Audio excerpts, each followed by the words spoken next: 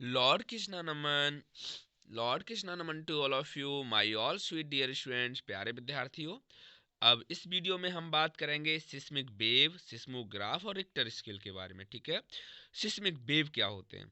The waves generated in the lithosphere due to sudden movement in a part of earth crust is called seismic wave और shock wave.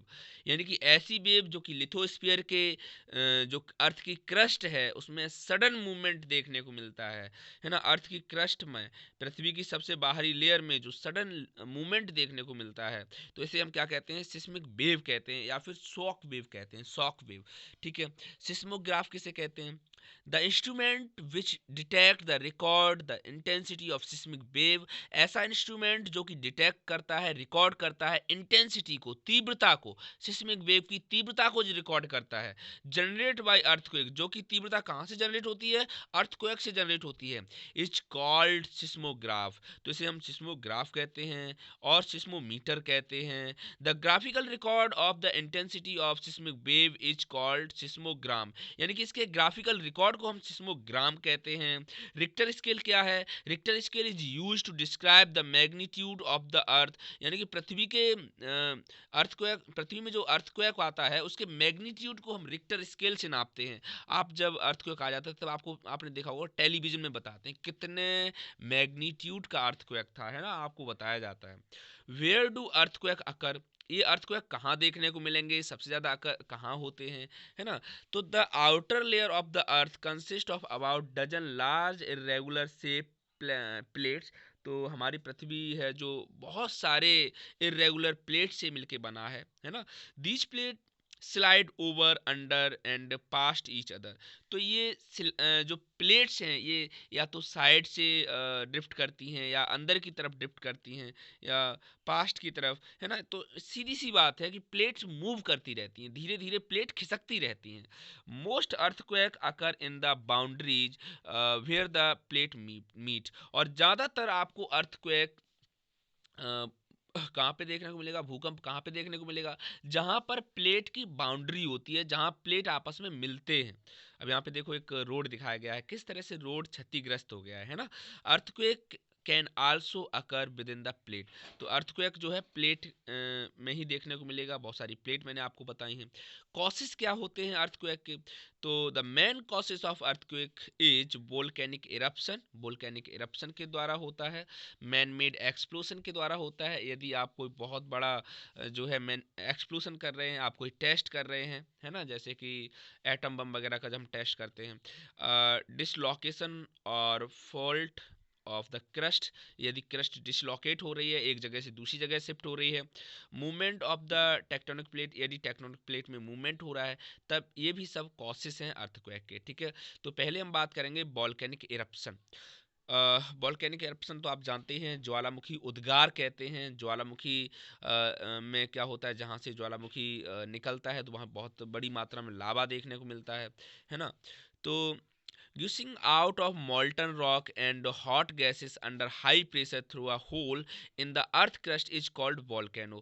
तो यहाँ पे जो molten rocks होती हैं, पिघली हुई rocks होती हैं, मैग्मा के रूप में होती हैं, बहुत गर्म गैसें होती हैं, इनमें हाई प्रेशर होता है और ये हाई प्रेशर की वजह से अर्थ के क्रस्ट को कहीं ना कहीं ब्रेक कर देती हैं, तोड़ देती हैं, एक होल बना देती हैं। तो इसे हम क्या कहते हैं? वोल्केनो कहते हैं।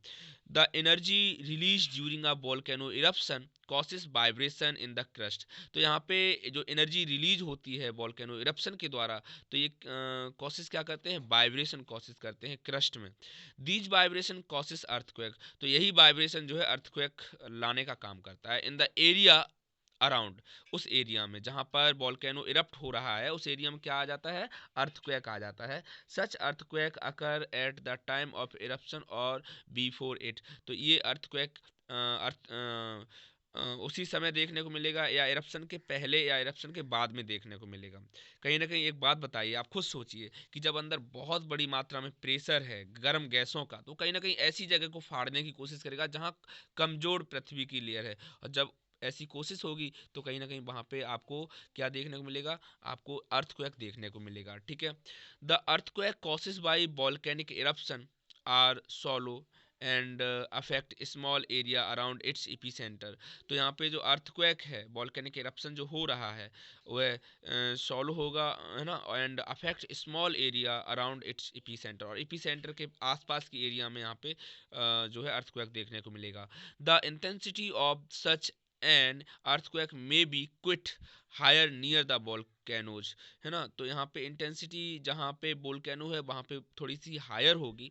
Many earthquake due to volcanic activity had been reported at Mount Saint Helens Washington. तो बहुत सारे अर्थक्वेक हैं जैसे कि ड्यू टू वॉल्केनिक एक्टिविटी देखने को मिली थी, हैड बीन रिपोर्टेड कहाँ पे, Mount Saint Helens Washington, Washington DC जो होती है वहाँ पे एक माउंट है हेलेंस, वहाँ पे देखने को मिले थे। माउंट स्पुर देखने को मिली थी। रुडोप्ट वॉल्केनो जो है वहाँ पे इसी तरह के वॉल्केनो हैं। अलास्का एंड क्या है ये, किलुआ मौना लोआ, ठीक है, हवाई द्वीप जो है वहाँ भी इसी तरह के वॉल्केनो आपको देखने को मिलेंगे। प्यारे विद्यार्थी, अब हम बात करेंगे मैन मेड एक्सप्लोजन के बारे में। तो डीप अंडरग्राउंड माइनिंग जब हम करते हैं, blasting of rocks under dynamite, तो हम डायनामाइट के द्वारा वहाँ पे रॉक्स को जो है तोड़ने का काम करते हैं, न्यूक्लियर एक्सप्लोजन करते हैं, कॉसेस वेरी पावरफुल वाइब्रेशन, तो उस समय बहुत बड़ी मात्रा में पावरफुल वाइब्रेशन हो जाता है। दीज वाइब्रेशन कॉसेस अर्थक्वेक, तो ये जो वाइब्रेशन है ये अर्थक्वेक कॉज करता है in area around the site of activity, जिस एरिया में ये एक्टिविटी हो रही है। तो आपको क्या समझ में आया, मैन मेड एक्सप्लोजन में हम स्वयं मतलब विस्फोट करते हैं। डू यू नो में क्या है, a fault is a fracture in the earth crust along which two blocks of the crust have slipped with the respect to each other. तो ये हम पहले ही आपको बता चुके हैं कि दो स्लिप करती हैं। प्यारे विद्यार्थियों, हम बात करेंगे डिसलोकेशन ऑफ द क्रस्ट। तो क्रस्ट में क्या क्या दिखाया गया, सबसे ऊपर क्रस्ट है ना, कॉन्टिनेंटल क्रस्ट है, यहाँ पे देखो लेयर दिखाई दे रही है।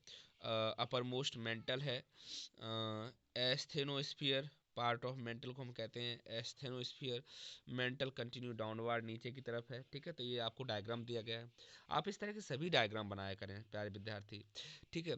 अब हम बात करेंगे डिसलोकेशन ऑफ क्रस्ट, क्रस्ट के डिसलोकेट होने की, एक जगह से दूसरी जगह शिफ्ट होने की, ठीक है।